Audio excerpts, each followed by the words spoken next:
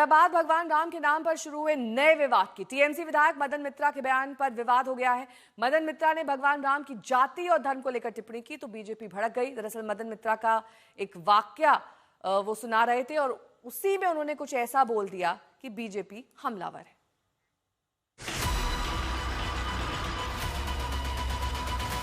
আমি বলছি রাম মুসলমান ছিলেন, আমি বলছি রাম মুসলমান ছিলেন, হিন্দু ছিলেন না। রাম হিন্দু ছিলেন, রামের টাইটেল ছিল রাম জেঠমালাनी। যা চলে ये है टीएमसी के मदन मित्रा, ममता बनर्जी के आंख के तारे, टीएमसी के दुलारे। कह रहे हैं साबित करो कि राम हिंदू थे। मदन मित्रा चीख चीख कर चुनौती दे रहे हैं कि साबित करो कि वो हिंदू थे। আমি একবার ওদের সবথেকে বড় নেতাকে সুযোগ পেয়ে দিল্লিতে জিজ্ঞেস করেছিলাম, আমি বলছি রাম মুসলমান ছিলেন, আমি মদন মিত্র বলছি, কি করবেন?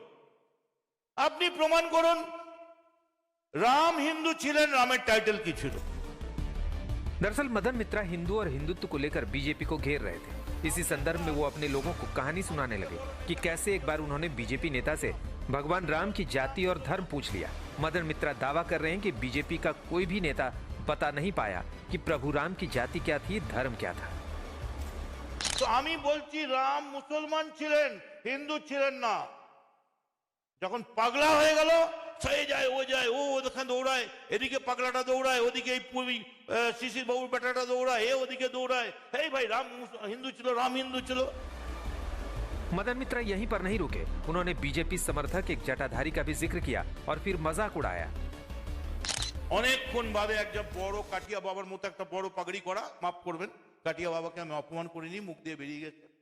জটাধারী একজন ব্রাহ্মণ, সে এসে গম্ভীর ভাবে তার একদিকটা মোদি একদিকটা অমিত শাহ বলল, রাম হিন্দু ছিলেন, রামের টাইটেল ছিল রাম জেঠমালাनी।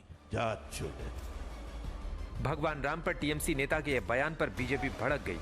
बीजेपी ने इसे करोड़ों हिंदुओं की भावनाएं आहत करने वाला बताया और टीएमसी पर हिंदू विरोधी होने का आरोप लगाया। ये 140 करोड़ देशवासियों का अपमान है, ये हम सब हिंदुओं का अपमान है।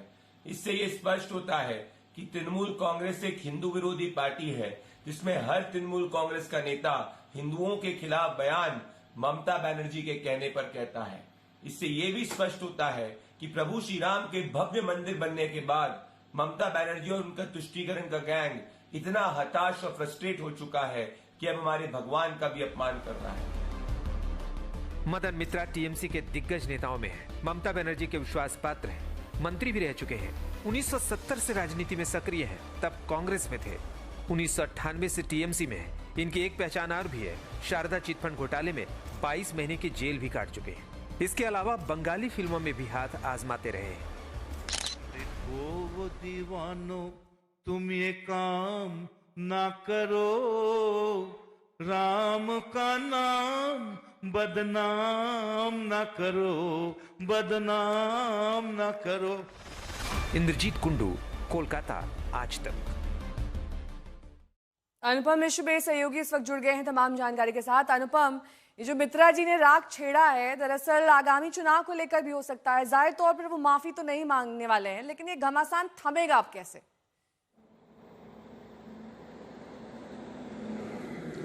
जी देखिए, इस तरह का जो बयान सामने आया है फिलहाल मदन मित्रा का, इससे राजनीति पश्चिम बंगाल की गर्मा गई है। और हाल फिलहाल तो ये जो बवाल है ये थमता नज़र नहीं आ रहा है, क्योंकि चुनाव सामने हैं। ऐसे में दोनों ही पार्टियां एक दूसरे के खिलाफ मुखर हैं।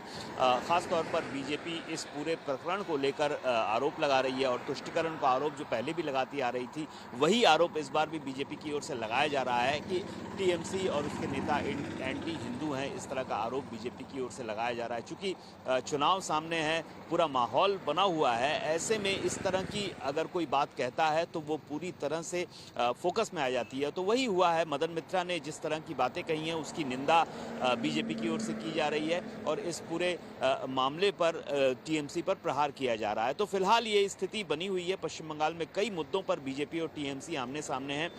एसआईआर का मुद्दा तो चल ही रहा है। ऐसे में धर्म की जो राजनीति है, पश्चिम बंगाल बहुत ही सेंसिटिव स्टेट है, धर्म की राजनीति खास केंद्रित रही है यहाँ पर पिछले कई सालों से। तो इस बार भी ऐसा ही नजर आ रहा है। नेहा। ठीक है, बहुत बहुत शुक्रिया इस तमाम जानकारी के लिए आपका।